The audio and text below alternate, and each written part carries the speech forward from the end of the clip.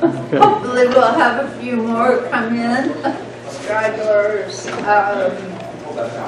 But it's a nice day, and we got hope for some rain. Rain is coming, hopefully. I'm Linda Brody.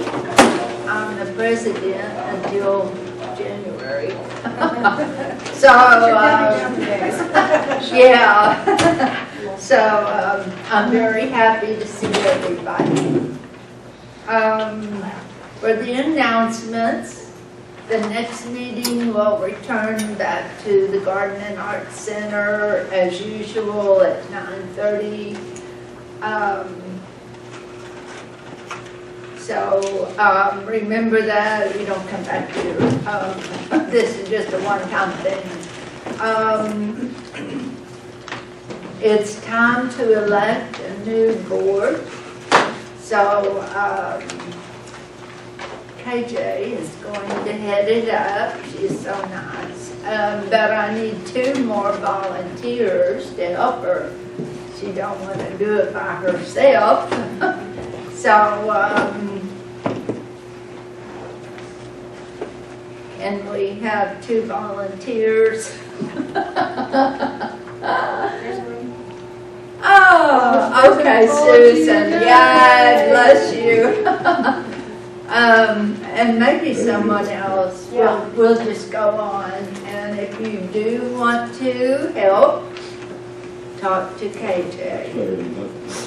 The positions we need to fill are president-elect, treasurer, programs, secretary, social media and publicity, hospitality, and anthology and cookbook. So that's a lot of positions we have to fill. I've already offered to do one, so whatever they decide. Our library display of Caprock Writers at Mahon looks really good. It's Susan and KJ have been working over there, and a few others. It's really looking very nice. So, but it's not too late for you if you want to bring a book, small posters like 8.5 by 11. Pretty small, but bookmarks or anything of that nature, just give them to Susan or KJ. So we also have our school drive going, and it lasts until December. So in addition to Crayolas and pencils and all that stuff, we need egg crates, empty egg cartons, butter dishes. I don't remember what all, but there's a list. There was a list in the last newsletter of all the, and I think it's into this one, the new one. So you can look at the newsletter and find out. The raffle is back there with some very nice things. So if you want a raffle ticket, just go back there, and Susan is manning it. The tickets are $1 a piece. Let's see, 5 to $3. So it's 6 for 5. 6 for 5. Okay, 6 for 5. Or 5 for 10 6. for 8, I think. 8. Anyway, you can make a deal. You can make a deal with us. All 10. And we'll do the drawing right after, at the end of the meeting. So it's time for that. We'll have lunch today. Will it still be at Picasso's? Are we gonna go back there? What? Where's lunch? Lunch is at Picasso's. Okay. So we just need to call and make sure Well, somebody, let's have a show of hands Yeah. to see who's going. and I was thinking we might go to Benito's next month. Yeah, it's a great place. So, Okay, let's see a show of hands. Picasso's today? Andrew County. Oh, you better go. You Well, I gotta can put go. mine with one down. Keith, no. We're Okay. Okay, thank you. Okay. I'll go. So someone. Okay. Picasso's Oh, you is on, can keep that. yeah, it's on my, You can Milwaukee, have that. about, I don't know, 94th It don't matter Street, which one you somewhere have. right around, no, I don't have, no. 75th in Milwaukee, The number. something like that. I mean, It's really difficult. yeah, just get out. Yeah, I got the PDF. There's nothing else yet. And then you have to keep. We'll have a 15-minute There we go. board meeting following, at the end of the presentation. There's some business we need to discuss, so all the board members can meet up here at the front for 15 minutes. And Tom Nichols has an announcement.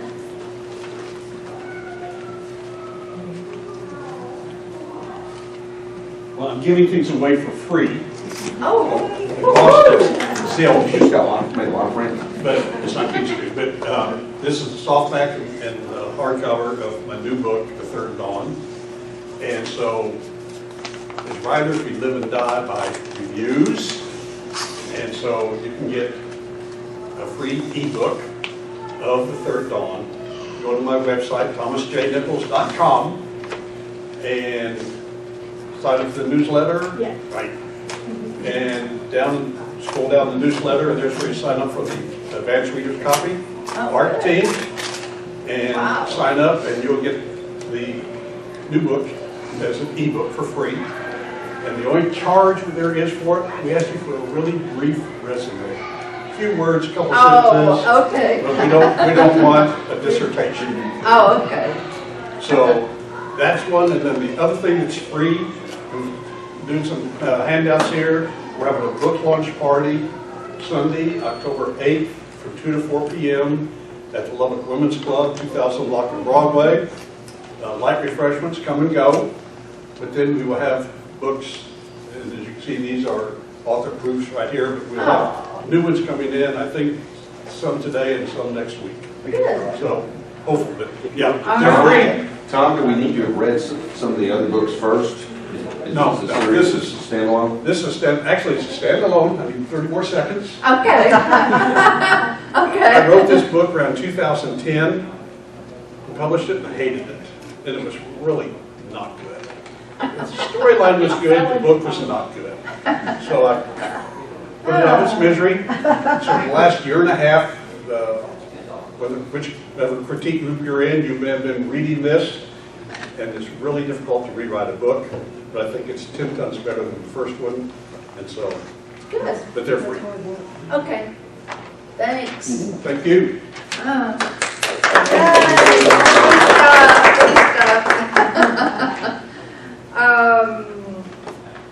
Now we'll have the author spotlight with Patrick Henson to come and tell us for 10 minutes about his writing, about his goals, etc. So, Patrick. All right, thanks. It's always fun to do the author spotlight and see everybody else doing it also.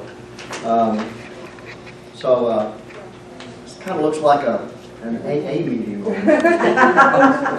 Maybe Authors Anonymous instead. So. Well, I'm not saying I've been to any. I'm not going to. Yeah, right. Anyway, just a quick thing about me. I'm a retired family physician. I retired a couple of years ago.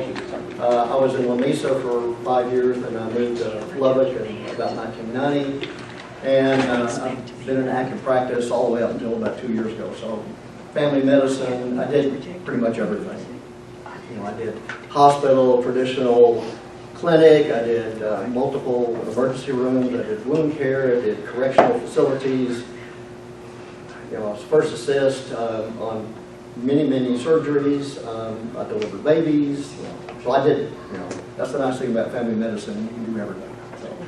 So I use that in my books along with all that stuff. So the first book I wrote was in Lamesa, and there was no support group, there was no critique group, there was no author group, there was no AA group. There's none of that. And so they didn't have internet back in the 80s either. So I wrote all that on spiral notebooks, and so it was pretty crappy. So I stuck it all in a workout bag and stuck it in my closet, so it's still there.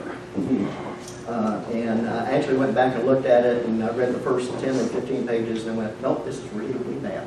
So it's still there. The next one I wrote was about historical fiction, World War II, because I'm a big WW2 fan. I've studied it, I've really paid a lot of attention to World War II. So anyway, so I wrote that one, and it was, it was much better, and that was back in the internet days, so it's still on my computer. I've still got it, it's still there, so I may bring that back up again, and I actually read through it again after one of the book festivals, and there was a whole bunch of veterans that were walking around. They all, wanted a World War II. They all wanted historical fiction of World War II. I thought, well, maybe a good book. So I may come back to that one.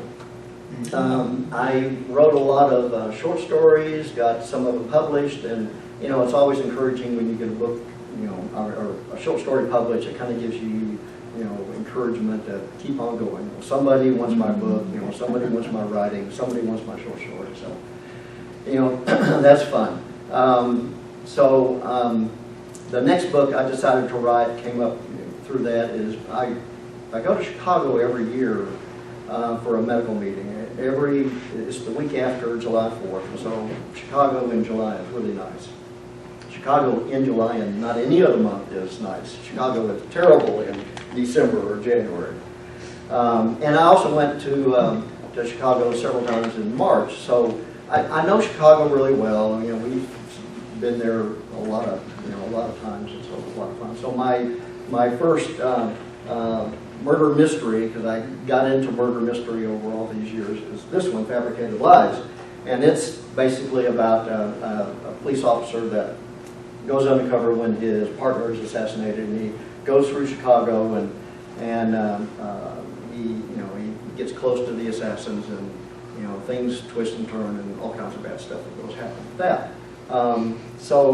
After I wrote that one, I said, I need to get into an author group. I need to get into a critique group. I need somebody to review this. So I went to Mahon Library and went to the reference person and said, help me out. Is there anybody in town that does that? And so she directed me to Caprock Alliance and also to Write Critique Group. And so that has been tremendous. I mean, it really helps to get your stuff, critiqued and read through it. You think it's really good. You understand it in your head, but when you write it down and somebody else looks up at it, they go, I don't understand what that means. So, Tom is in that, and he helped quite a bit with Fabricated Lies. And so after that, then it was basically rewritten through that time period. I went out and I hawked it for several months in different conventions, and sent it to agents, and I got as far as going to one agent, and they read through it a couple of times, and they held it for a while, but eventually I said no. So I got frustrated, and so okay, I'm going to self-publish. So I didn't know how to do that, so I ended up meeting up with Karen, and so we connected with that, and so we eventually got this one put together, and it did okay. I'm first guy on Amazon, so. It did pretty good. It got up to as high as like 1,900 out of 1.5 million books. So, hey, that's pretty good. Hey, I like that. My goal was to sell 10 books outside my family. Yeah. 10 books. That's all I wanted. 10 outside the family. So I ended up selling 1,300 Kindle books, and and probably 40 or 50 paperbacks through Amazon, and then through the, the book festivals and book signings. I've sold a whole bunch more, at book signings and all that stuff. So that was fun. So in the meantime of doing that, I was writing this one, The Creation of Marla Adams, and it's set in San Antonio because I got a lot of family in San Antonio. You can write what you like, so I love San Antonio, so it's there. So it's basically a family of police officers outside of San Antonio, a small town, small fictitious town. I had to make up a town. I didn't want to use a real town because there's a lot of dead people. So I didn't want to use a real town. So people are dying in the town. Marla Adams is a wallflower. She ends up being a warrior. She's forced into the lead investigation, and so. After I finished writing this one, I just couldn't give her up. She was just, I just fell in love with her. I just had to keep her. So I started writing the next one, even though I had just finished this one. I hadn't even had it published yet. I just got to keep writing her. So I'm writing the second one on that one. So this one came out, and it did okay on the beginning, the launch of that. It did okay, but. Karen came up with a great idea to do this big push, and we did it through BookBub and a whole bunch of websites all at the same time. And it ended up hitting #1 on Amazon in 4 countries. So it was like, yay, really good. So it sold, it was 30,000 downloaded Kindle ebooks out of that, and 100,000 pages read. So it was like, Wow. Okay, somebody likes the writing. So the next one comes out in October next month, and so this one is The Creation of Marla Adams, and it's kind of an introduction to Marla. You get to know her, find out what's going on, all this good stuff like that. She ends up being a good police officer, and then the next one is called The Desperation of Marla Adams, and she just gets in a boatload of trouble. So. So that one comes out in October. So we're just having a lot of fun with that one. It's on Amazon right now as a pre-order for the Kindle book right now. So anyway, so I really appreciate the Caprock Alliance with what they do on a monthly basis. It's very helpful. We bring in great people. I learned so much stuff with that. So I hope this continues with this. And critique groups, and if anybody's not in a critique group, I think everybody needs to be in one. Even if you're not planning on publishing something, if you have something, just bring it in. It's just mind-opening. You write it, it's in your head, you know exactly the scene, and then when you write it, somebody else goes, huh? And so it helps when somebody else reads it and gives you a new perspective of what you're doing. So. Anyway, so I have some books to sell along with everybody else. And they're normally $15 on Amazon, but with you guys, we're going to sell for 10 of these. So easy enough. So, all right. Thank you. Thank you. And so you, as a doctor, you had this urge to write. Well, actually, because when I was a doctor, well, I'm still a doctor, but I mean, when I was in practice, I worked every day. There wasn't a day, I don't take days off, so I worked anywhere from 70 to 80 hours a week. 7 days, if I was in town, I was working somewhere. The only time I took off is when I was out of town. And so I eventually started slowing down about the last 2 or 3 years. I cut down to like 60 hours a week. 60. So it was part-time work. Oh my goodness. So I always wrote at nighttime, after dinner, after all that, I would write from 8 to 10 o'clock at night. Yes. Every night. Oh, good. I have to say that critique groups are so important. Having somebody to read your work, it's just invaluable. And so, anyway, if you don't have a critique group, maybe find one. We have two. Oh yeah, we do have two critique groups. So I didn't know if there was still going. Kim's running one, and Is Dan. Dan still in? Dan, oh, okay. Okay, so look on the website and it'll have information about our petite group. And we can always start another one. Yeah. If there's another. We can always start another one. I know it, that's true, that's We true. definitely have room hours. We have like 3 fairly consistent members. We have room for more. Okay. Okay, well, I will turn this over to Kim. Barbara's gonna go first. For the panel discussion, so y'all take it away. I just want to say thank you so much to Kim, KJ, Linda, Mathis, the board, all of you folks who have kept the dream of a professional writers group in Lubbock alive and continue to build on our modest beginnings. It's always great to come back and be part of these Saturday gatherings. So I'm Barbara Brennan. I am the second half of the author team with Kay Ellington, back here, of the Paragraph Ranch series of novels, which so inspired us once we were able to just overcome all of that hesitancy about moving writing from a part-time enterprise into a publishable book with a publisher. It became such an important concept in our lives, a novel about a writer who doesn't know if she'll ever have a career after she has to go back to Texas. That this is now the name of our overall enterprise, which these days comprises 5 weekly newspapers east of Lubbock. That keeps us a bit busy, and if that helps explain why the next book in our Paragraph Ranch series is still on the taxi strip and not, at takeoff yet. Well, just be patient with us.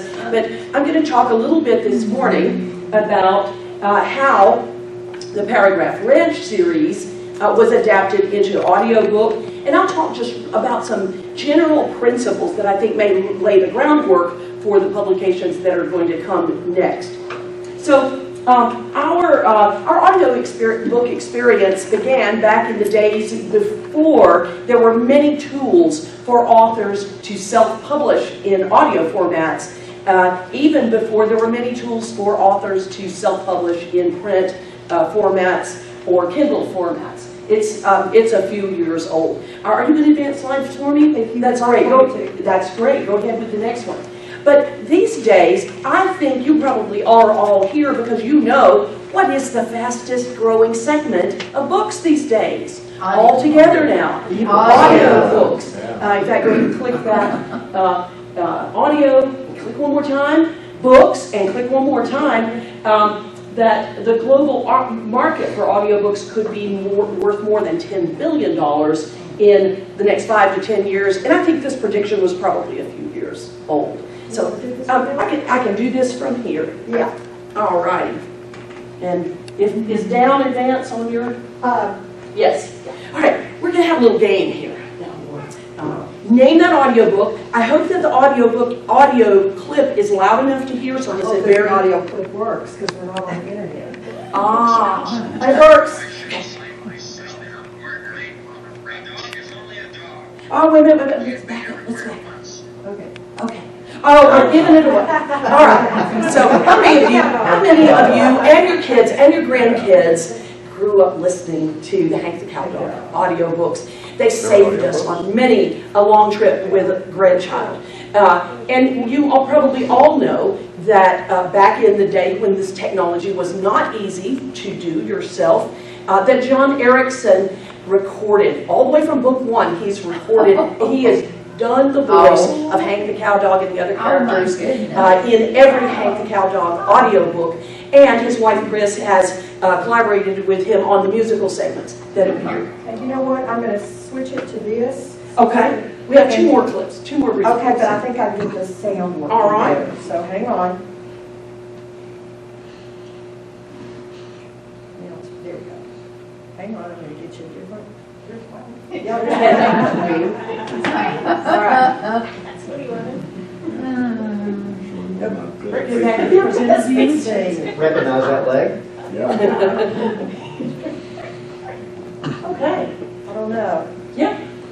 there we go, but I don't know if it's sound.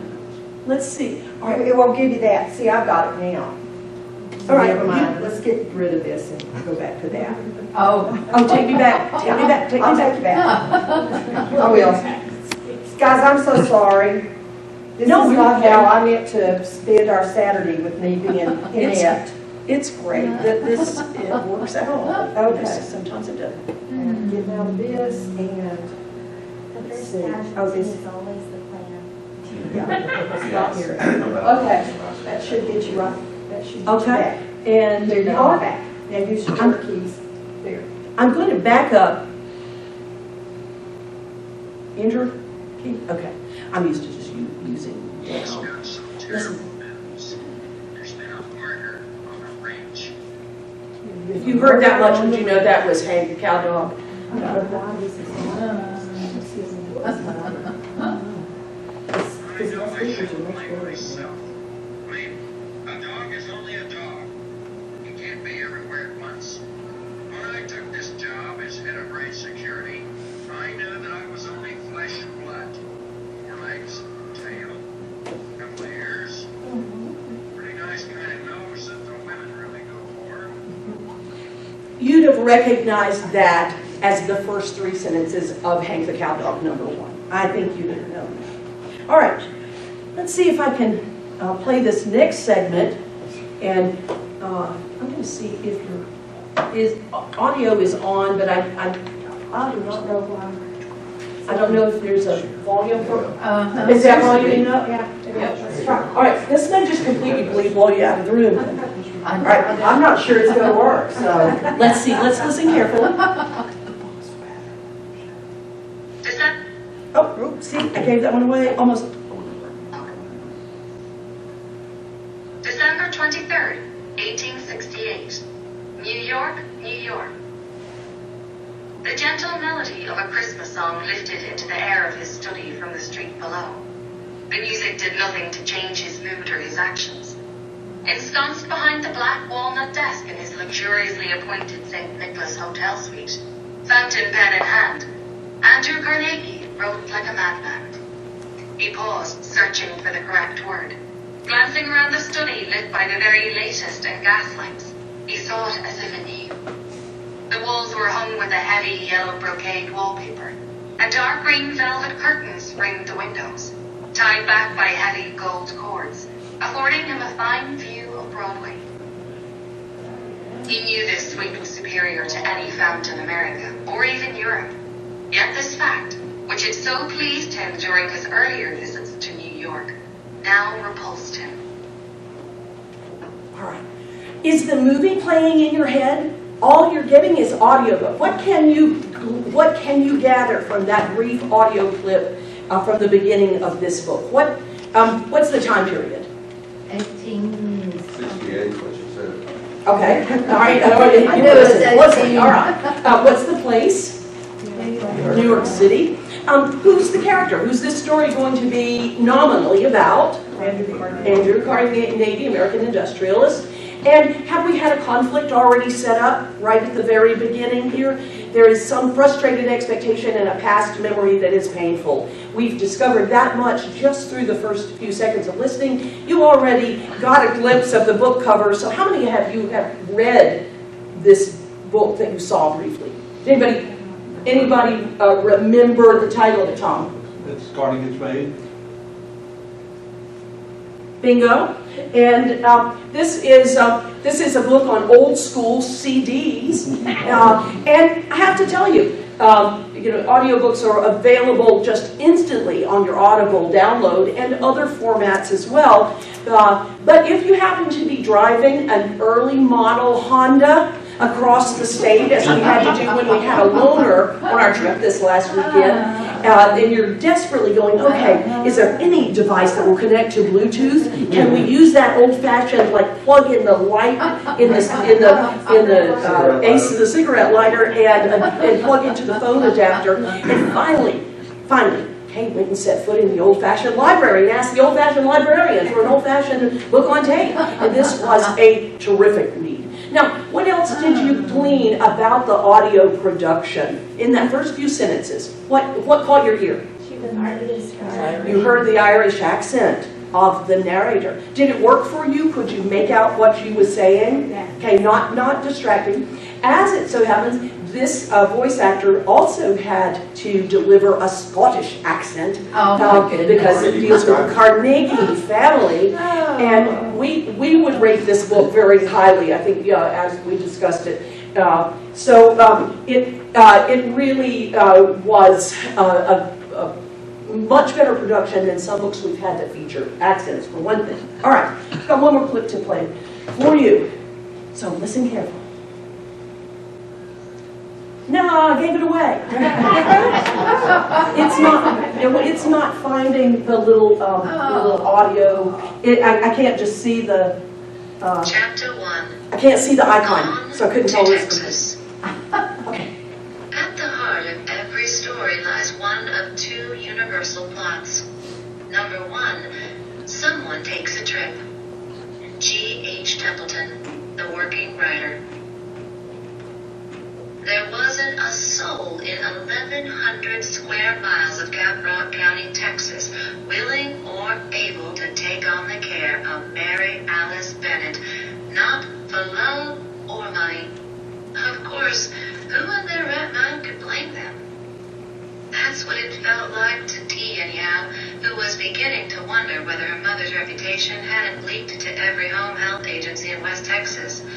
She repeated the words in a tone of rising frustration. 6 weeks waiting period? For full-time assistance, yes, said Mincy Autry, coordinator of Helping Hands, the only organization in the Claxton phone book that could see her on such short notice. All right, so you've heard the first 3 paragraphs of chapter 1. And aside from the audio, the quality of the audio clip itself, which is just an iPhone audio memo, it wasn't able to embed the actual Audible clip anymore. Have y'all encountered that Audible has removed the clips and save and share function a couple of years ago? If you ever used that to like quote from books and share something that you just made you laugh out loud, or a recommendation for a book, you can no longer do that. So aside from the quality of that secondhand recording, what could you tell about the characters in these first few sentences? They were Southern and they were Rastices. All right, Southern and what? Rastices. I can't what? Rastices. Mary Alice. Oh, okay. All right. So Mary Alice and Dee, and what about this? There was one sentence from a minor character who came in. Could you tell the difference in that second character who came in? Maybe not. It's a fairly short clip. The narrator, the character, the protagonist is going to be female. You can tell that probably from the choice of a female voice actor. But I want to talk with you a little bit about our experience of seeing this format through to the format that you just heard, in which we initially had in a recorded books case that looks just like this, and what we learned about working with a company to make that happen. All right, so narrated by Loretta Rawlins. You'll learn a little bit more about Loretta in just a few minutes. And this is book 1. We have 3 audiobooks in the series right now. They're all available through Audible and on Amazon. So how does he get that print text into audio format? Well, first comes that initial inquiry where, we could have just fallen off our chairs the day that the email came in and said, I'm wondering who I might contact about audiobook rights for your Paragraph Ranch novels. So we didn't go seeking that. Lone Star Audio, the division of recorded books, which at the time was the leader in audiobooks, contacted us. That part was easy. Now, reviewing the contract and making sure that we understood enough about how to get a fair deal on an audiobook, which falls into the category of subsidiary rights for your book. 10% on physical distribution, that is in these CDs to all markets. Then digital distribution was a fairly new thing, but libraries were some of the earliest adapters. And so 15% royalty on all of those. And there was, there was a 3 or 4 page contract with other things that you always have to review in a publishing contract. But the terms were pretty standard. We accepted them, and most of all, we had no problem accepting that advance check. So here's where things got really interesting.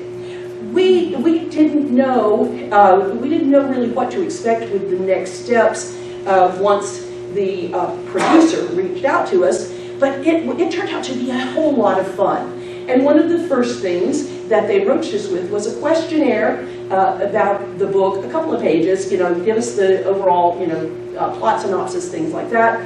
Give us the main cast of characters, and here was the most fun question, and I'm going to let Kay offer some of the answers to that. If your book was a movie, who would play these characters? So Dee Bennett, the protagonist, Kay didn't even have to skip a beat about this one. I always saw her as like Ashley Judd. All right, then Mama, Mary Alice, the cranky woman who's the cause of having to come back home to Texas. Who did you think should be Mary Alice? Meryl Streep is a brunette. Okay, and then there is a love interest in the book. So who plays Max Miller?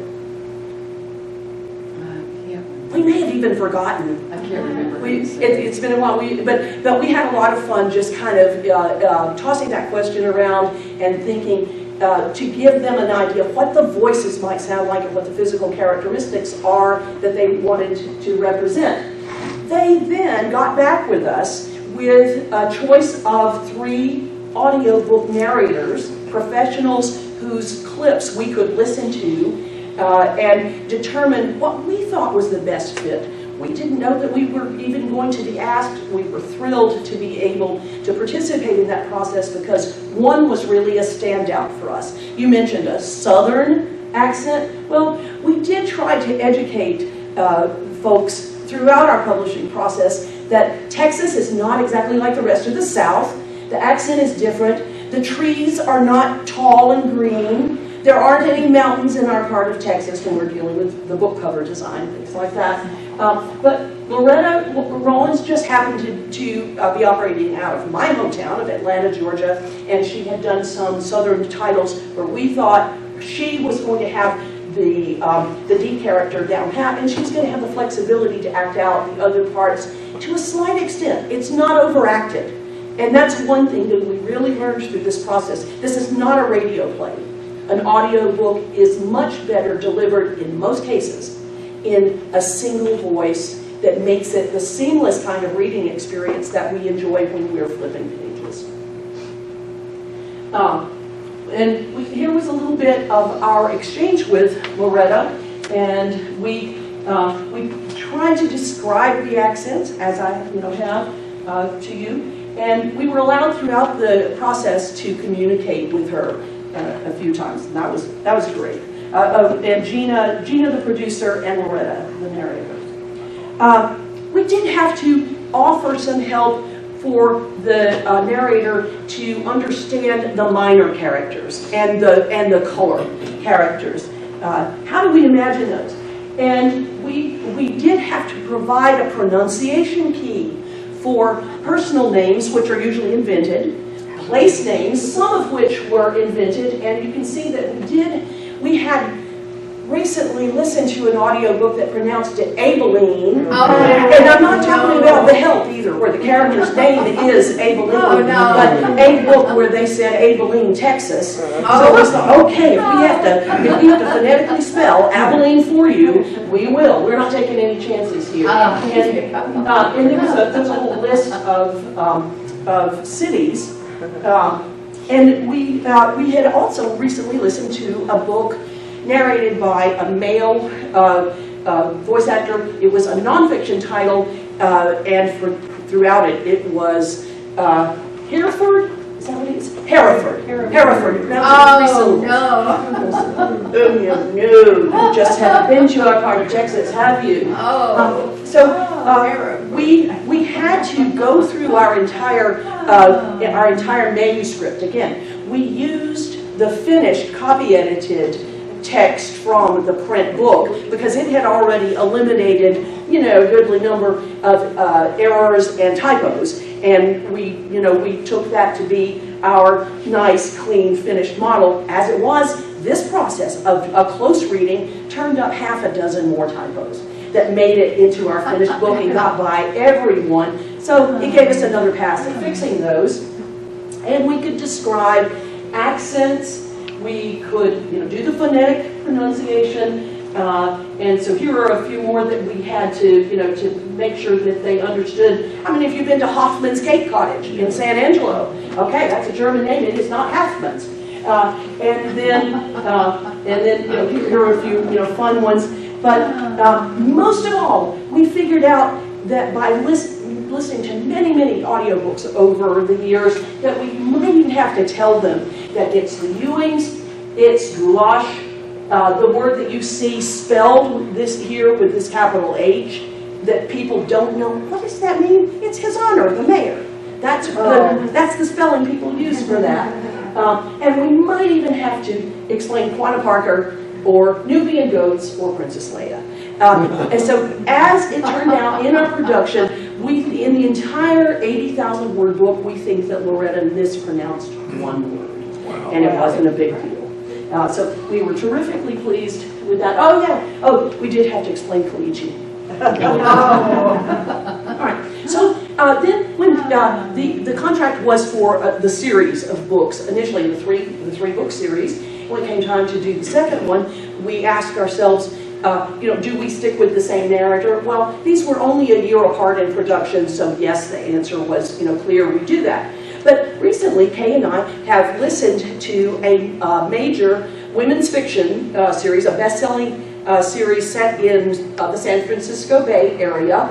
And at book 3 in the series, book 3 or book 4, they switched narrators and chose a narrator with a British accent. Oh no. That was an inexplicable choice. Our ears could simply not adjust to it. And when we read the reviews of the audiobook, we weren't the only ones who were dissatisfied. So that was a pretty sad outcome there. A Wedding at the Paragraph Ranch made it successfully through the process, as did a short that we worked into the series. Now, when is an accent suitable? We come down on the side of the one author voice, but there may be books where maybe there's a dialogue happening. Maybe it's a nonfiction book where you want different instructors on different topics. There could be reasons for choosing different voice actors, but that worked for us pretty well. If you don't already know that just as there are proof readers for your physical book, there are people who work as proof listeners. And it's a tough job because the proof listener can only go as fast as the narration goes. You can't just speed read your way through it if you're that kind of proofreader. And the proof listener has to follow the print manuscript and make sure that there weren't any areas skipped. Misspelled words have to have overtakes for that, have to be dubbed. I'm saying all of this at several years remove of experience that we have learned now that the industry has grown to support these kind of jobs, and when you are taking on your audiobook project, you can know that you can go look for someone and hire someone. We did the laborious work ourselves and had to trust that this was a manuscript we have probably read 200 times since its inception, and we're not likely to be the best ones to find an error. Did I mention, we're not likely to be the ones to spot an error. This goes for every aspect of not just your audiobook production, but any work that you do. You are not going to be your best editor, you're not going to be your best copy editor, you're not going to be your best proofreader. So find professionals to do those things for you, and if we had been able to find a proof listener back then, we would have done that. Now, you have the same things to consider with your audiobook that you did in your print book. How are you going to market it? What's its cover going to look like? And how is it going to look like, how is it going to look in different formats from the CD case, to the little bitty square on Audible, and to that even tinier square on your iPhone. How many of you listen to audiobooks on your iPhone? How many of you listen to audiobooks in your car? I mean, you know, both, all that. Does anybody listen to audiobooks in other formats frequently? I have it on my Alexa speaker. Oh, right. So We do too. How many of you listen on Alexa? Alexa, play my audiobook. She knows where you left off. Any other ways that people frequently listen to audiobooks? Audible also has a desktop app that you can just listen on your desktop computer. Yes, and I do know people who are at work and they'll put their AirPods in, and you don't know they're listening to it. My youngest sister, is an accountant. She works remotely for a national accounting company. She deals with figures and calculations and finding errors all day. She can keep her work mind on numbers and listen to audiobooks in her AirPods. Oh, my goodness. I can't figure that out. All right, this is the recording book shorts for Give a Cup of Water, and they were really wonderful to work with in taking our existing known quantity of our print covers and just adapting them to the proportions of the CD cover, the Audible square, and all of that, and to use our marketing copy that the print publisher had used, and then you'll see the runtime and everything in that. And if you want to just listen to a fun little tale narrated by Loretta Rollins, then you can get that short, I think, for free these days. All right. So here's how your cover has to adapt down to the Audible app on your phone. It's really got to grab you. There can't be a lot of tiny detail. Even our author names don't show up well, as you can see that. We were newbies to this. We didn't know to say, hey, we can get different art submitted to you. Now, let's get to the fun part. Payoff royalties. With recorded books, those come to us just like they would with any traditional print publisher, and the statement will look like this, and you see that I do not include the dollar figures. I cut those off, but our sales, I wouldn't say have just set the world on fire, but we are so grateful that Lone Star Audio saw this series as important enough to Texas literature to pick it up, and it'll be out there for people to find, for years to come. Another thing that you have to do as the author is market it with cross promotions the same way that you do everywhere, on your social media, on your website. Be sure to go and link all of that on your Amazon author page too. And you have to do a little bit more work to go and find those audiobooks and link those up on your Goodreads, Amazon accounts and everything, but don't neglect that. And then I just want to show you, I was saying, we didn't set the world on fire with sales, but we set the world on fire even less with reviews.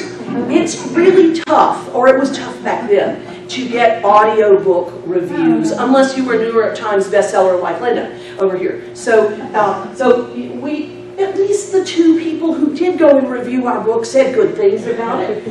That's great. But if you're so inclined to revisit the Paragraph Ranch series, if you already know it, or if you're a first-time reader, go try it out in audiobook and tell us what you think, and then post a review for us, please. So I appreciate you being so patient with this overview of our experience. We can save questions to the end for everybody if that's the best way to do it, but be thinking if you have any specific questions. And then we do have print copies of books to sell today, as well as my poetry book this year, which is a finalist for the Will Rogers Medallion Award. Ooh. And my novel, yes, that is me, Will Brandon. This was a medalist for the Will Rogers Award last year. There'll be the second installment will be coming out this next year. So let me know if I can help you out with any of these for $10. Congratulations. So Thank you who so are we queuing up much. next? Yes, I Oh, will. that's That wonderful. was so good. In conclusion, Oh, Yeah, sorry about that. talk to Barbara, she sounds like she's formal. A little bit about me. I'm from White Deer, Texas. That's enough. I want to go into the dark side of what Barbara was talking about as far as the life of the narrator is concerned. The first thing I always ask a writer, myself, whoever I might be doing this work for, have you listened to this book? Have you read it aloud? Have you read it, had somebody read it to you? Have you put it away and then pick it up and then listen to it again? It's amazing how awkward the English language can be and how you can assume so many things that are not true when they enter the spoken realm. Will your subject matter be interesting, and to who? Is it worth hearing? You know, you need to, the potential audio contributor needs to be very clear about that. Will the genre in which you're writing be noticed? What's the trend for that particular genre? It may be terribly out of date by the time you make the decision to go the audiobook route. And will it be you or pro? It'll be a pro. No more than 5 minutes worth of audition text should be prepared to post on any of the audiobook sites that invite voiceover actors. You can hear all you need to hear. They can demonstrate all they need to demonstrate within that 5-minute period. If it falls apart for you, it'll do it about 3 minutes in. It's important for the author, as she has said, to highlight the intricacies of the work. Accents are very important. Can't assume anything about what you hear in your head about the accent and what the voiceover actor is capable of doing.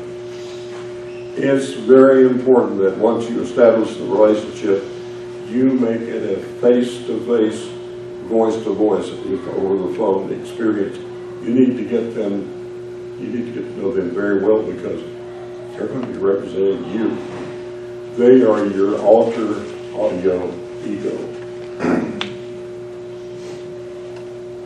The question that narrators have to ask is, when do they want it? Can I do that in the time allotted? What are their expectations? I would rather someone say to me, get to it when you can, but I'd like to have it in 6 months. Rather than, whenever you get to it, and you get an angry phone call in the middle of the night and say, where the hell is it? First 15 minutes is important in the, I use ACX, Audio Creative Exchange. The first 15 minutes is critical to how saleable that book is going to be, what kind of mark it's going to make in the overall literature. Can I back out as a voiceover artist / narrator? Absolutely. Give you a classic example. I was really surprised and delighted that this guy had picked me because, among other things, he was just thinking of running for President of the United States. Wow-wee! He could not have written his way out of a wet paper sack.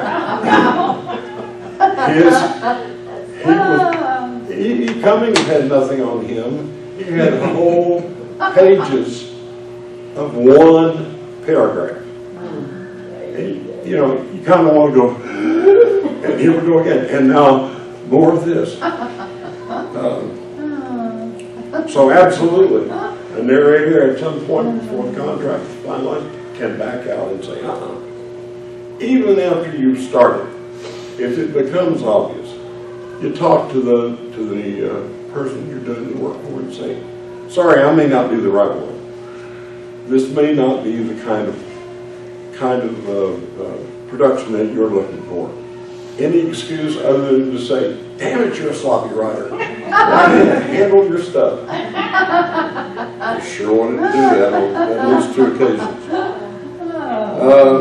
It's important to keep those, as Barbara said, it's important to keep those channels open continually during the process.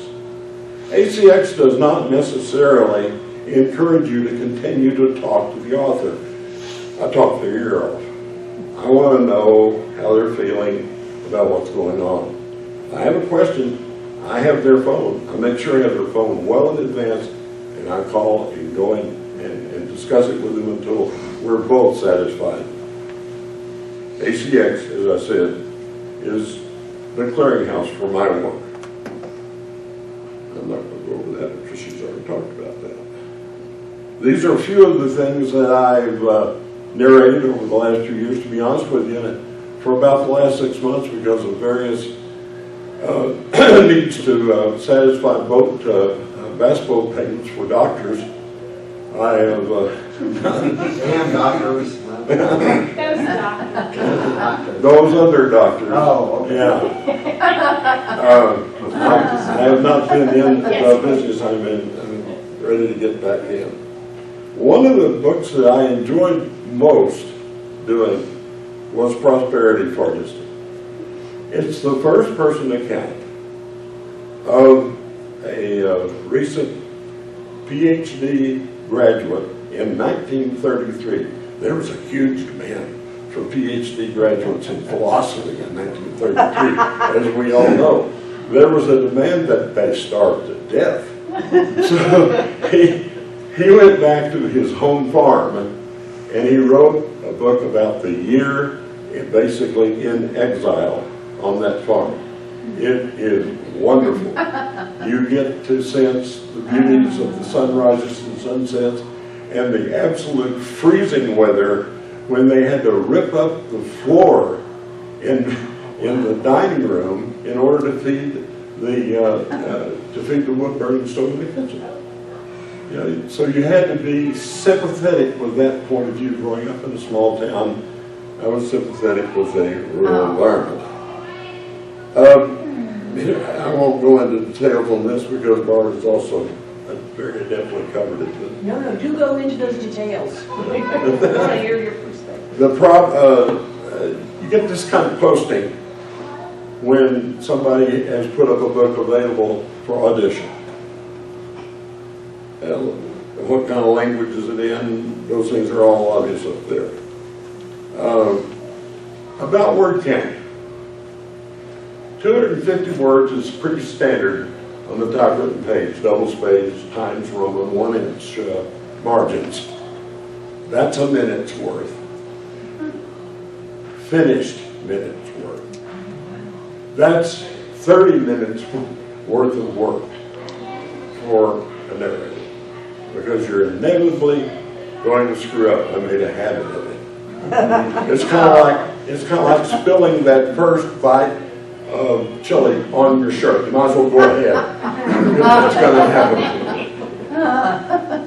Here is my work environment, and I wanted to share with you how glamorous it is. Oh yes. During the summer, this is an ideal place for pizza making. It's a spider reserve. Oh. Yeah. And it has a delightful patina of dust over the whole thing. It gives it kind of a soft texture. I can certainly not work out there in 107-degree days. It ain't gonna happen. Is it in your garage? No, it's in my shop. It used to be in the bathroom in my shop. Okay. And I converted it. Oh, no. Now this is pretty fancy to some rigs I've seen where people actually literally go in their closet, take their microphone, shut the door, and do their narration. That's not unusual. Oh, wow. I would lose 180 pounds. It might be a good way to diet. To get in a closed-in closet and try to do that stuff. Anyway, I'm planning to get back in the business for real this fall. Even so, I'm going to have to go out there at about 10 o'clock at night because there is no way to air condition a recording studio. Only if you want to hear the fan. Well, Most of the book publishers are not interested in hearing your fan in the background. No. Or the work. Also, we have a very talented dog who lives across the alley from us, whose barking pattern is bark, bark, bark, bark, Oh. bark, bark, bark, bark, bark, bark, bark, bark. So I have to say, okay, I just hit the button and stop and wait for him to get over it. You'd think he weighs 300 pounds, about that big. I don't know where his larynx is, where it is located in his body, but he produces a hell of a threat. Anyway, so I can, and I think any narrator will tell you this, I can do this effectively for an hour to hour and a half at a time. And then, as you'll hear, my voice is already cracking out. So you drink a lot of water, okay? But that's about all I can do. So with this 84,000 page book, that was a month's worth of work because of the consistent screw-ups that I was very capable of doing and that I exercised a lot. Oops, hello. This is a conditioned page. It's a process I use when I work with an author. I convert his Word document, which is my preference, to a line number document. And then I send him the document, him or her the document. And then having read the book, I get in touch with them by email or whatever and say, okay, on page 38, line 15, you say the following. How do you pronounce that word? So it gives me an absolute opportunity to circle that and right above it what the phonetic pronunciation is, just like I just did right there. Anyway, that's, I wish I had the sound, was able to run the sound file for you because I actually accidentally saved this page when I was working on the book, and you would have heard some elegant passwords. Oh. Passwords, cuss words. Oh. Same thing. Anyway, 84,000 words is about 9 hours worth of listening. I do, and it's a 6-for-1 process. So it's easily 60 hours worth of work. Easily 60 hours worth of work. All the rights holders paying me for is the end result. I wish I could charge them because I'd take longer. Okay. Here's one on which I'm interested because I read the posting on ACX. This guy looks good. I like listening to reading the first few chapters that are posted online. So I'm going to contact him and see if he might be interested in us developing a relationship. Here's all the facts about that particular book that he posted. Focused. It's fiction. Language is English. He wants a male to do it. The character age is adult. I almost qualify. And so on. So you get a real clear idea. Maybe it's not maybe not worth messing with, especially if you list 3 or 4 distinctive accents. I don't do accents very well. I do text and good deal because of where I grew up. And I can sometimes get by with an English accent, don't you know? That's about the limit. Well, there's nothing in this that calls for either an English or texting accent. So, again, standard speech with some emphasis at the right places without going to a lot of detail over sounding French or Serbo-Croatian or whatever. Here's the way it looks on ACX. Those are That's his first chapter. Actually, the whole first chapter is listed. All I did was took a screenshot of it and put it up and read it and sent it to him. Say, "You interested?" Okay, compensation. Not going to make any house payments with this. 1/8 of the royalties paid goes to the DOA. Some audiobook producers are more generous than this. The also you can take the per finished hour rate. You can negotiate with the author, the rights holder, on how you might complete this on the per finished hour and what that finished hour would cost. Some people would rather see it done that way. It's a preference. And there's always the old flat fee. That usually accounts only for commercial work or commercial narration. Usually it does not fit in the realm of audiobooks. I'm sorry I'm not able to give you the audio on this, but it's really interesting and kind of foreboding what's going on now in the AI world as far as voice synthesis, if you will.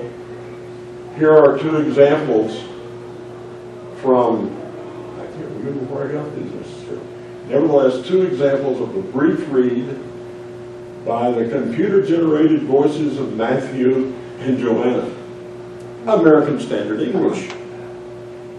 Same thing by the computer-rendered voices of Kate and Brian in British accents.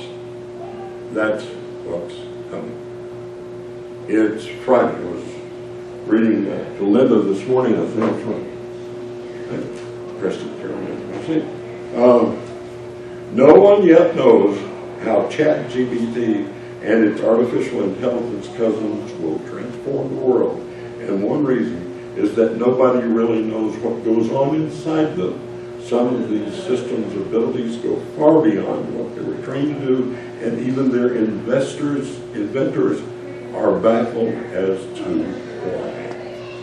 A growing number of tests suggest these AI systems develop internal models of the real world, much as our own brain does, although the machine's technique is different.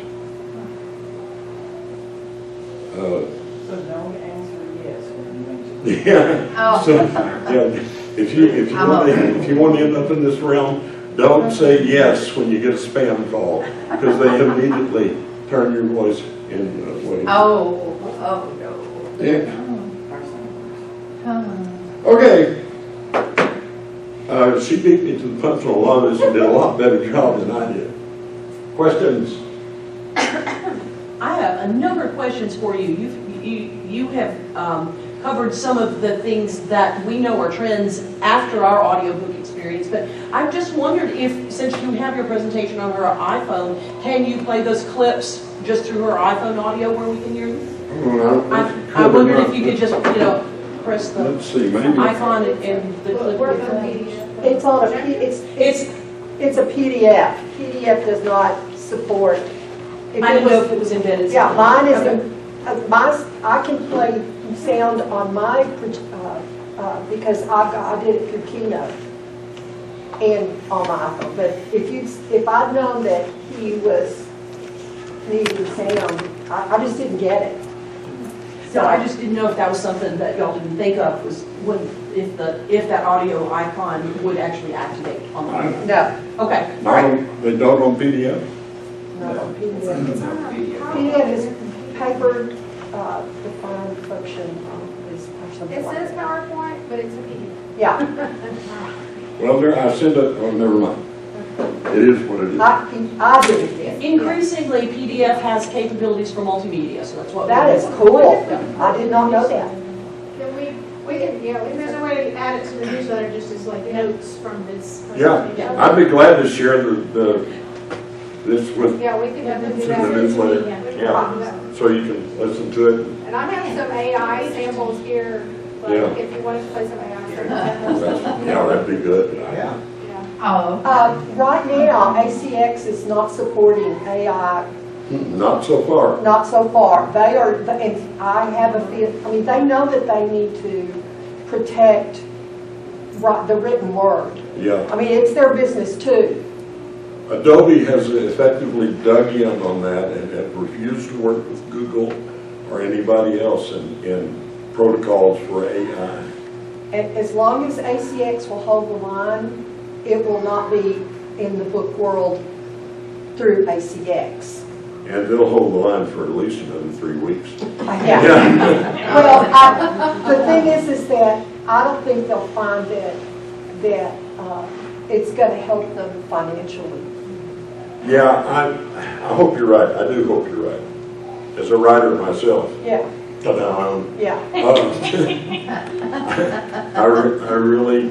I hope you're right. I just am crossing my fingers. And the thing is that even the ChatGPT and Vanguard and some of the new AI things, the critics have said it's interesting, but it's not thought provoking. I mean, they're not coming up with great stuff. This was explained to me a couple of months ago as a wave that began to develop far out in the ocean as far as AI is concerned in GCP. About 6 months ago, it's now hitting the shore. And it may kill some surfers because it is so big. And the irony in it, and the dangerous part of it is, as this article implies, we don't have a clue of what's going on inside. We've created a brain that we have no control over. So I won't get into that, but yes, ma'am. All right, so I am curious to know how many folks in the room have recorded a title with ACX. All right, Kim and DK, and all right. Maybe I'd like to hear from some of those experiences. Sure. And then how many of us are inspired to go that direction now that we have a little bit more information today? Definitely.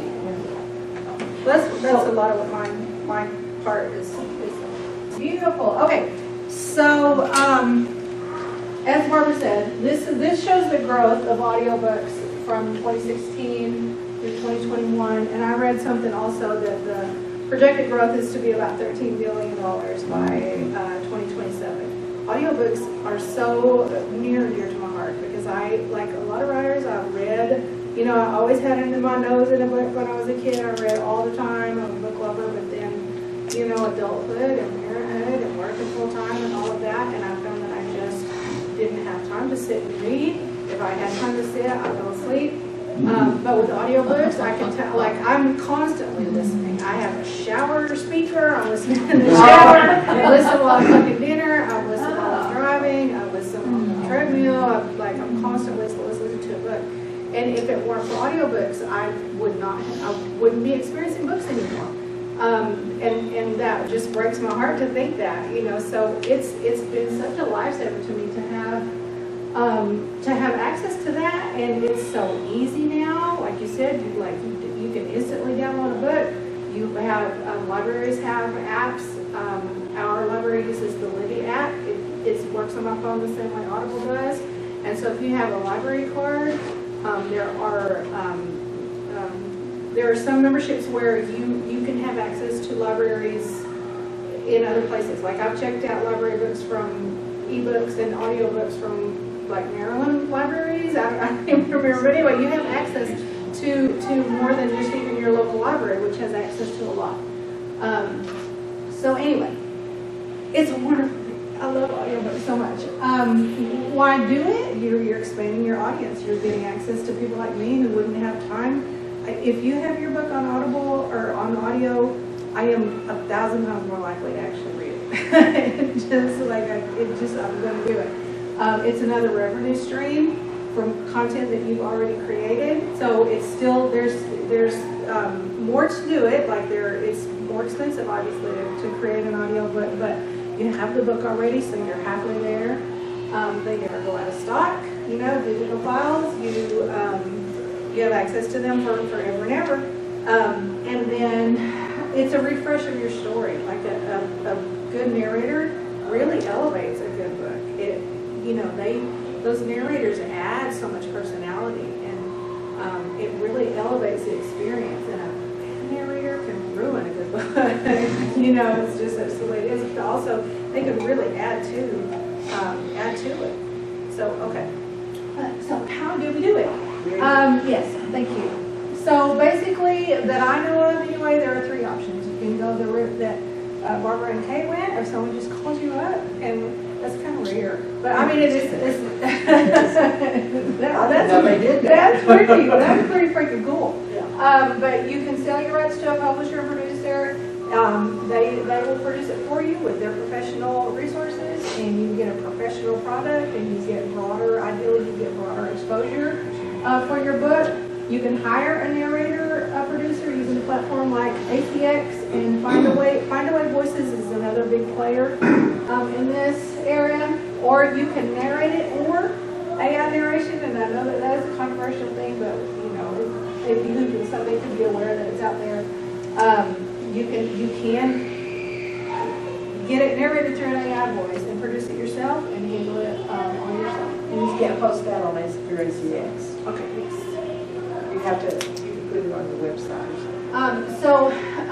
These are the different options on ACX. So Audible is owned by Amazon, and ACX is the production arm of Audible. So that's how that all works together. So you can just pay outright. So you're the rights holder. As the author, you pay an upfront fee. As he said, it's based on, from my experience, it's based on per finished hour. So the rate per finished hour can vary dramatically. A 500 per finished hour is the top that I heard of, but you know, there might be different. That would be nice. That's Scott Rick. Yeah. Meryl Streep is. Yeah. I mean, some big time authors have. I mean, you know, they have big time. Stephen Weber has started narrating all of Harlan Cobben's books. I know because Scott Rick used to do that, and then Stephen Weber started doing them. So then Kim, you can, on that, so how many hours is there, finished hours would be in a 90,000 page or 80,000? it's going to be about 10 hours. Between About 9 to 10 hours. 10 So you know, $5,000 up front for that. But then you keep all the rights, and you are the only ones getting the royalties. So you get ACX pays 40% royalties. So you can do a royalty share where you and the narrator takes on the cost of producing it, and then you split the rights 50-50 for 7 years. And so that means you're each getting 20%. You're each getting half of that 40% that the rights holder gets. And that term is for 7 years. And then I think after that, it reverts back to the rights holder, and you get after the 7 years. Okay, so the next page, please. Then a few years ago, the ACX introduced this Royalty Share Plus. So with that one, you get access to a little bit more experienced narrators, and they will decrease their upfront fee a little bit. But you're still paying some. You're still paying for their time in the studio. So this is the arrangement that I went with, because I had this narrator that I wanted to work with, but her royalty share price was a little bit out of my league. But she would do the royalty share plus, where I paid for her time in the so she's getting paid for the time a little bit that she's spending in the studio. I think her fee was either $250 or $350, and I think I ended up paying about $75 or $80 an hour. But then we're still splitting the royalties, so we're still in that 7-year arrangement. And I believe that you can only do this arrangement if you're exclusive to Audible, which are exclusive to ACX. So that means you have Amazon, you have Audible, and you have iTunes. So you get the 3 major ones, but it's still, you know, Amazon loves exclusivity. They really like you to be in their have you in your basket, and that's it. Okay. So, okay, speaking of royalties, I think we kind of covered that. You get 40% upfront. If you're not exclusive, then you only get 25%. So if you want to go through ACX and you want to have access to, they're definitely, Audible's the biggest game in town for sure. But they're not the only game in town. And if you want to reach all of those other areas, your royalty rate gets reduced to 25%. Okay. Find a way voices. So Find a Way, I think, is the next biggest thing for like indie authors. So Find a Way is owned by Spotify, which also I love Spotify. Also, they're near and dear to my heart. So they have a pretty big audience. They have a wide selection of narrators. 80% of the royalties go to the rights holder. They're non-exclusive. They do not charge you to distribute to Spotify, but they do charge a fee to distribute to other areas. And again, and it's I don't think they have any kind of royalty share arrangement. It's just pay up front. So $1,000 to $2,000 is what they set on their website, the average cost to produce an audiobook. And then AI narrators, I did a little bit of research on that for just for this because so my thought on AI is that it is concerning, it is, but it's also coming, it's here, like it's here, it is, and it's not going away, like it's really not going away. So I think like I said, it behooves us to kind of know what's going on. Valker, some of you any authors might know about Valker because that's where I get my business from. I think a lot of people get those from. But they've started an AI narration service, and their costs range from $69 per finished hour to $129 per finished hour, and you have a full range of, I had actually pulled it up, a full range of different AI narrators to choose from. Let's see if I can get this to. I mean, it's pretty cool. If I didn't feel like awful about what it would do to my narrator, it breaks my heart because my narrator is like, she loves my books as much as I do, and she, maybe not as much as I do, but she loves my books.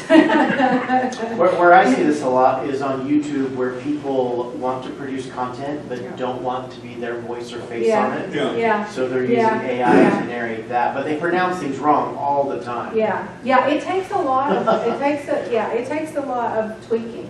So what I have heard some authors do, actually I've only heard one author do this, but Joanna Penn, who's a big name in the indie author realm, and she's also calls herself a futurist. You know, she keeps up with all the things that are kind of going on and coming at us. And she produces two different sets of her audiobooks. And so if you want to get a less expensive, like I just want the story, just read it into my ears, you know. Then she has a less expensive version that's an AI narrator for her books. And if you want an actor, you know, if you want a professional who's going to do the beautiful job on it, then you can also get that. It's a little bit higher price. So I feel like that's a pretty good, way of managing it if you want to get into that realm. Okay, that's good. Oh, and 11 Labs is another one that has a lot of AI voices. I think they're the ones, like they have fed in different, this is what, I guess the Hollywood strike. So that's another thing, like things are still up in the air, and you might pay for, what is that actor's name? He played Lorelai Gilmore's dad on the Gilmore Girls, Edward Herman. He does a lot of audiobook. Anyway, they got his voice, and you can have Lorelai Gilmore's dad narrate your book. It's just really cool. It would be inappropriate for mine, but still, you could, until like lawsuits are settled and those things get yanked back. But things are still up in the air. So anyway, it's an interesting idea, but it's still so much unknown about it. Anyway, my experience with ACX, as I said, I did the Royalty Share Plus route, And it was really great. So if you haven't done so already, you should probably go into ACX and claim the rights to your book. Even if you don't plan on producing them, because somebody else could. Yeah, somebody else could. I mean, they shouldn't, and you could sue them, I guess, but just to avoid any things, you want to go in there and claim the rights to your book. You create a profile. If you're ready to start producing it. So what you do is you post a sample of your book. You fill out that sheet to tell kind of what kind of narration you're looking for, what kind of performance you're looking for. Then you get all these auditions, and that is freaky weird when you start hearing people read your words to you. It's unsettling. So my books are set in Lubbock, Texas, and I said I want a young woman narrator, and I want a Texas accent, but do not make it heavy. Like I don't want it distracting. I don't want it. And so the first line of my book was, the thing about finding a dead body is. So that was like the first part of the first line. So many was like, the thing about finding a dead body. I'm just like, no. Nobody wants to hear that. Like, nobody wants to listen to 10 or 12 hours of that. It was so bad.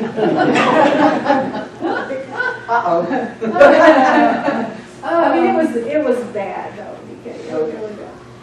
So you review the auditions, and then you make the deal. So they have what they want. You have what you want.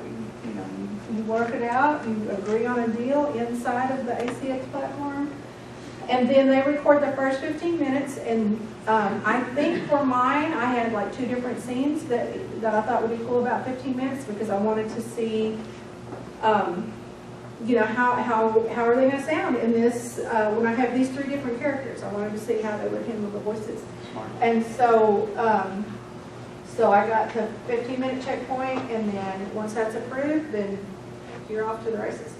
And as I said, they distribute through Audible, Amazon, and iTunes. So it has a wide reach. It doesn't reach everywhere, but it does have a wide reach. Could I ask some questions before you get Oh, to the no, next slide? I think that was You've it. got these points on the screen. Would that be okay? Sure. So confirm rights to a book. Does this go through your regular Audible account sign up or sign in, or your Amazon? It's on the ACX side. So or an independent, you have to create a new account. It's not in your same Amazon log. It's not through. Because sometimes those pathways can be hard to find, and Amazon will tell you, you've got to link to this, you've got to link to that. So like through my KDP, you mean like through KDP? Yeah. I think they have a link now. They didn't when I first started. Okay. I think they do now though. But if you could start through ACX and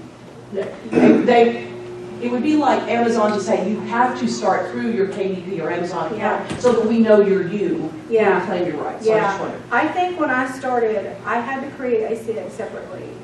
Okay. All right. Then making the deal. How do they want you to pay? Do you pay the entire fee? Do you pay as you go? And do you pay by, I think I paid ACH transfer to ACX? Or maybe it was split in half. Can you answer that? Because I don't remember. I get a check, such as it is, from ACX every month for the books that I've done. But if you are the author looking to make a deal, if you're the author, I'm sure they pay you through a direct deposit or a physical check. Actually, I paid my narrator directly, and then I guess she went in and they just split the royalties. Okay. So they don't get in your business. All right, and then between number 6 and number 7, how much opportunity did you have to review the full project and spot any errors that needed overtakes? So they upload it like a chapter at a time, and I just sit and listen to a chapter at a time. So I did have some changes, like names that we hadn't talked about that were just pronounced incorrectly, and so I did have some changes that were just very minor. I mean, for my side, they were minor. I don't know how minor it was for her to change it after. But she did it, So there was one name that was wrong in the first one, and I didn't catch it. And I'm like, I'm not gonna make her go back and do it. I just, from the second book on, I said, let's just change the pronunciation. And I was fine with that. She seemed fine with that. But I like, kind of, once you've passed that first 15-minute checkpoint, I felt like I'm not gonna ask her to change it unless it's just wrong. Like, I'm not gonna ask her to go back and correct something that that was like a typo. Oh boy, I wish I'd written that sentence. Yeah, I hear yes, it. exactly. Like, that doesn't sound as good, because it does, I mean, listening to it makes a world of difference. And I definitely wanted to make revisions after I heard You it. can also But I listen wouldn't make her to, change you that. can listen to yourself, although it sounds kind of strange, on Word. Yeah. You can actually, Yeah. it'll play back to you. I meant to mention that In a I number have benefited from that Yeah. technology. of And one last thing, you mentioned the actor strike. So does ACX exclusively use equity and SAG-AFTRA voice actors? No, I Okay, don't. no, okay. All right. Okay. Yes. Mine is completely different because with traditional, my publishers do all this. Yeah. They choose well, I got to choose the voice. I was sent a sample of a few and I could choose, but then it was it. That was all I didn't hear any of the reading or. Yeah, because you didn't have the rights. Right. Right. They had relieved you of the rights. Yeah. Yeah. So, well, I got a fee up front, just a flat fee. Sure. Do y'all want to hear some of the AI narration? Okay. I'm just make sure that hear it. Okay, is it up as high as it will? Okay, this is Marcus, authoritative. This is a middle-aged American male, confident. Let us always meet each other with smile, for the smile is the beginning of love. I mean, And you can tweak them, right? I don't know. Yeah, that's like if you. This is Natasha, a Valley girl. I don't know if you can tweak them or not. We should all be thankful for those people who rekindle the inner spirit. So I feel, yeah, I don't know. I feel like it would probably be more appropriate for like a nonfiction book than a fiction. But anyway, it is what it is. It's interesting. It's here. It is a thing. So like I said, it is what it is. It's still lots of questions to play out. So anyway, that is my experience with audiobooks. I'm gonna let. Okay, everybody stand up for a minute. Stand up. Oh, kind of shake it out. I'm just going to talk for like 5 minutes. That's all. Stand up, shake it out. 5 minutes at a time. No. I really don't. Because I'm the only person that's talking today that actually wrote a book and did it myself. You did the whole thing. So, I mean, I did the whole thing all by myself. So I didn't have to worry about rights holders. And I didn't have to worry about anything other than just You didn't getting it audition done. yourself? I didn't audition myself, and my ego is not bruised easily. So when it does bruise, I'm like, oh, I can't believe I got upset about that. So anyway, I'll just get here and see if I can get in here and do this. And I did not expect to be the tech person today. I don't know what, I just thought, oh, I'll just do mine and I don't worry about any of this. I apologize. You know what, I don't want to do this on here. So stop it. We'll do this one. Okay. First off, the first book I decided that I was going to narrate was almost 400 pages long. Okay, and the idiot that I am, I thought that was going to be easy. I wasn't even worried about it, and until I finished my first chapter, and it took me almost a week to do. But I have one thing to say about this, is that when I was 25 years old, I worked for Don Caldwell Studios, and I witnessed and took part in a true recording studio effort with a huge board. You know, it was a 58 channel circuit board, and I mean, I watched him punch and roll, and I mean, I spent the whole time just, you know, absorbing all I could about the recording process.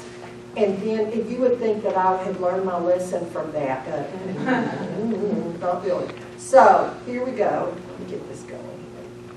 Come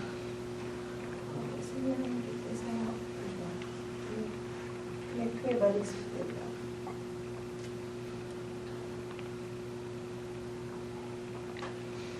go. Okay, so the book that I've narrated is called Last Chance, Texas.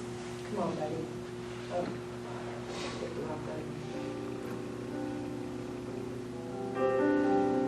And so it was, like I said, it was 400 pages. So I wrote a book and I wanted to record it, and I thought, how hard could it be? I thought I really knew what I was doing. So the first thing I did was I didn't really have a good objective view of what I was really getting into, and so that's how that's what I look like 4 months later. I mean, a month later. The ACX Audio Creation Exchange, they gave me a lot of interesting. Wait a minute, come back here. Interesting things that I could do that gave me some tips about what to do. But first of all, you have to start your business, and you need to do your homework. So you start with your profile creation, and then you go to your offers, and you learn that, you know, what you could do if you were going to get somebody else to do it. And I thought, yeah, I'm bored of that. And then I learned about recording and producing, and that's what I had to know about. And I had to get some ideas.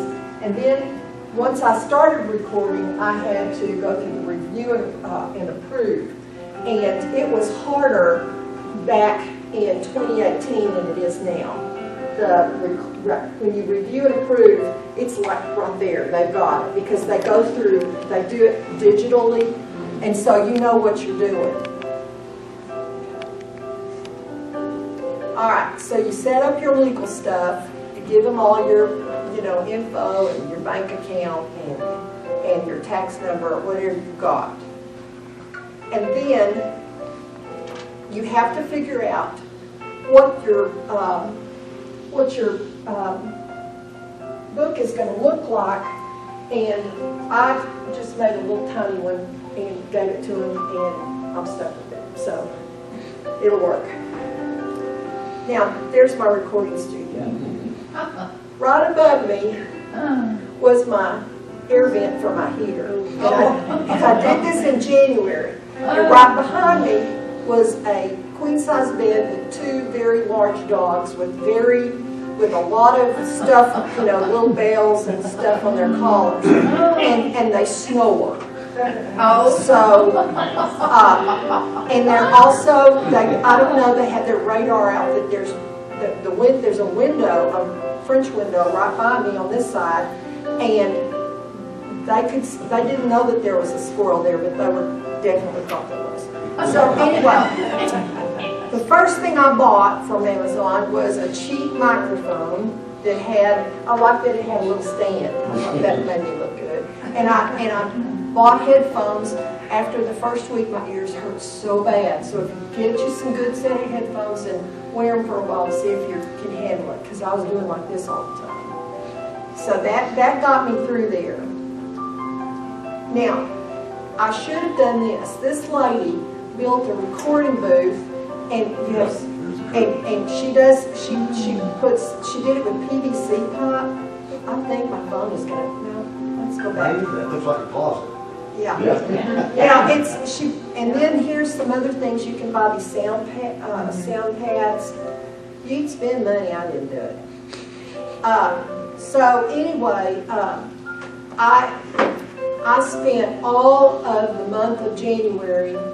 I'd get up and I'd eat breakfast and I'd feed the dogs, and then I'd go to sit in the recording studio and I would start reading my book. And I used a Kindle because I I figured, oh, I don't want to hear papers rustling.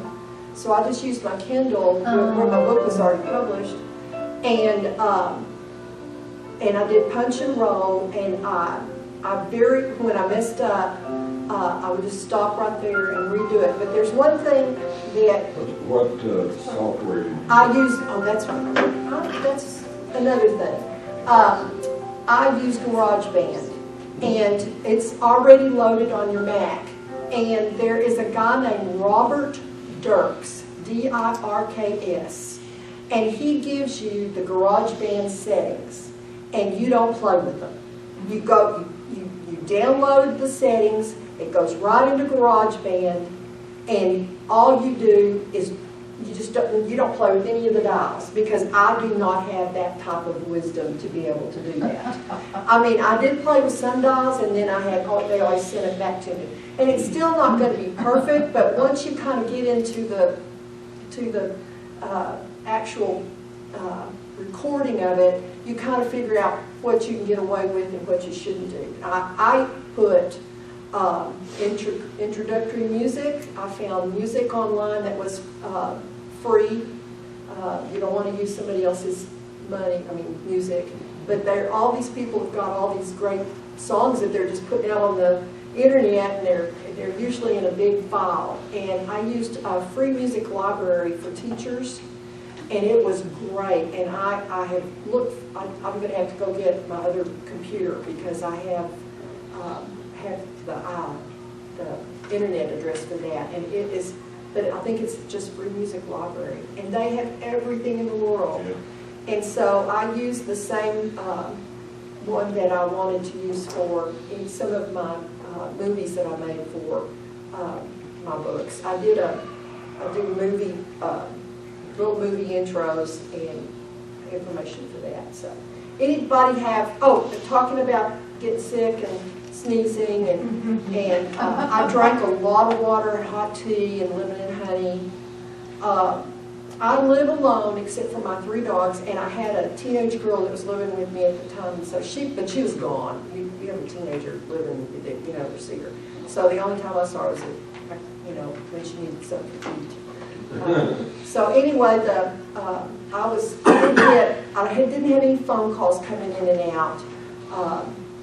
Because my mom was out of town and my kids were out of town. I just didn't have a lot of people coming in and out. So I didn't have a lot of problems. Okay, let's talk. I want to add one thing about my review.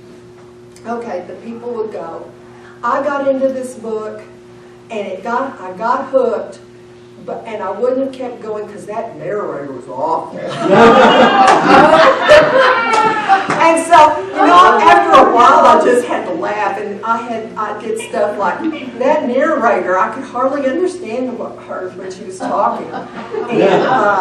And then other things that they said, I really enjoyed the book, but I could hear those dogs jumping off the bed. But I'm joking, and it didn't bother me. I did a 400-page book would have cost me thousands of dollars to hire somebody, and my sales went up for my book, and my reviews got better. They were much more. People really enjoyed my book, and so I got the kick out of that. So anyway, all right. Anybody get any questions? As someone who's listened to the audiobook, it's a fantastic book. Oh, it is a fantastic book. Yes. And I did notice the dog tags. It's still, it's a great story. It's a great story. So, and you're upset, never mind. So did you notice a bump in your sales? Oh yeah, I did. So. I should mention that I'm an audio engineer. Yes, I know you are. And no, I will not record you reading your book. It's too time consuming. Everybody can afford it. It really is. Yeah. But if someone is interested in trying to read their book, if they want to try a little segment to see how it goes, I can show you how to. I'll be happy to bring you over or whatever and read 10 minutes or whatever. But I can show you the equipment that you would need and how you can fix a room Because one of the big problems that you're going to have in most small rooms is there's going to be a lot of reverb that's going to bounce around in the rooms. It's going to give your voice a metallic sound.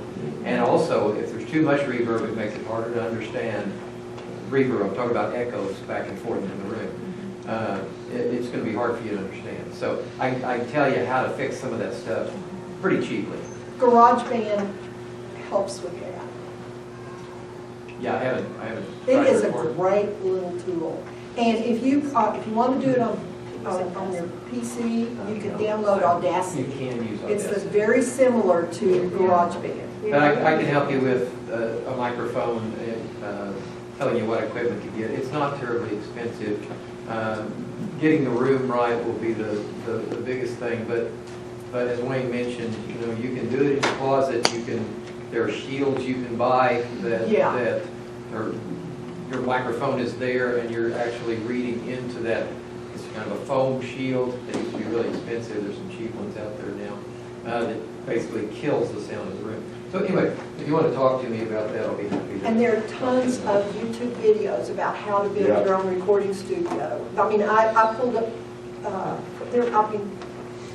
some really great ideas using packing blankets and just PVC pipe. You could just set one on your desk that would just be this big and put the loop in. I'm never going to do it again. I mean, I just lost a whole month of my life. And I'm usually asleep by 9:30. 10. I found myself at 3 in the morning going, and the next day. One of the things I meant to research before this, and I'm sorry I neglected to do that, but I know the TTU library has a podcast studio that you can rent. And so I don't know why, or check out. I don't even know if it costs anything, but up on their makerspace floor, they have a podcast studio. And so if you want to do a podcast, or you want to use it to record your book, that is another resource that I would imagine they have good equipment there. And it's all tax deductible. Yeah, exactly. All that. Royalties, all that. President Biden will help support you, is that what you're saying? Your grandkids will pay for it. Yeah. Well, that's very interesting. Thank you all. That's just, I have some self-published books that I didn't know how to get on audio, and now I do, so thank you. Do we have any member news? Did anyone publish a book or something, or finish one? Or? I'm getting ready to set on it for pre-order. It releases on October 1st, so yeah. Oh, good. Yeah. Good. It's called Trailer Park Princess is Flipping Out. Yeah. Oh, wow, that's good, yeah. How many of us are going to be at the Lubbock Literacy Festival? The book festival. The book festival. November 3rd. All right. Look at all those hands. KJ, you're not going to be at the Lubbock Lit? She might be there to Get your books on. to man the Caprock part of my table. There's so many new faces, and I'm so glad to see you all. I know, I am too. It's very, very good. I'm so glad you came. Okay, does anyone want to put a raffle ticket before we draw?